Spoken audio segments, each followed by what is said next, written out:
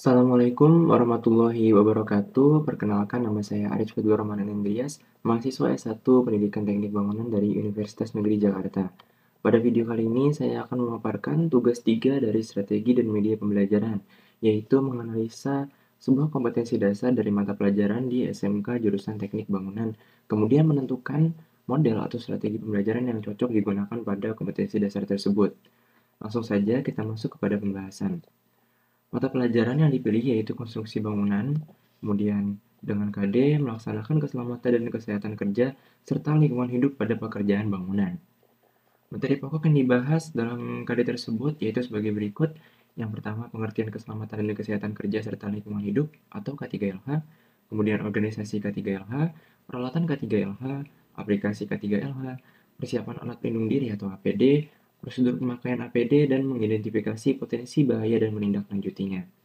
Berdasarkan uraian materi pokok tersebut, pada kompetensi dasar K3LH ini peserta didik akan belajar mengenai pentingnya keselamatan kerja, penggunaan alat-alat pelindung.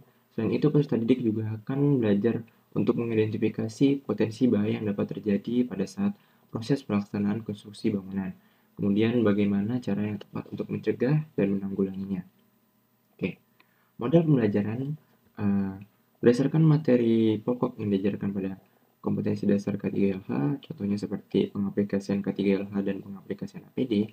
Jadi, eh, model pembelajaran yang diterapkan pada kompetensi dasar tersebut yaitu contextual teaching and learning. Kenapa? Agar peserta didik dapat memahami dan mengaplikasikan keselamatan dan kesehatan kerja dalam dunia nyata. Apa itu contextual teaching and learning?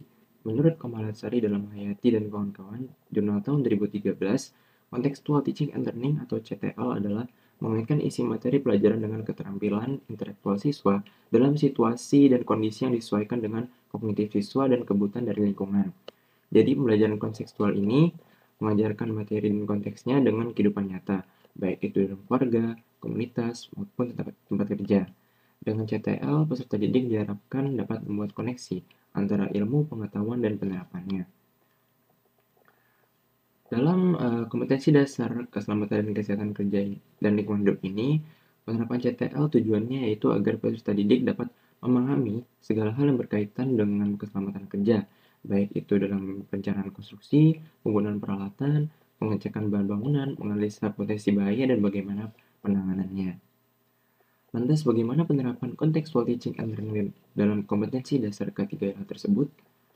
Penerapannya dapat dilakukan dengan berbagai cara, dalam segi pengondisian proses pembelajaran, memberikan tugas, mengeksplorasi, dan mengobservasi. Dalam proses pembelajaran misalnya, guru dapat memberikan materi dengan menampilkan peralatan K3 dan juga menampilkan APD, alat pelindung diri. Kemudian guru dapat menjelaskan fungsi-fungsinya dan prosedur penggunaannya, bagaimana cara menggunakannya dengan baik dan benar. Setelah itu, guru dapat memberikan penugasan untuk mengamati konstruksi bangunan yang berada di sekitar rumah peserta didik dan mengidentifikasi potensi bahaya yang dapat terjadi.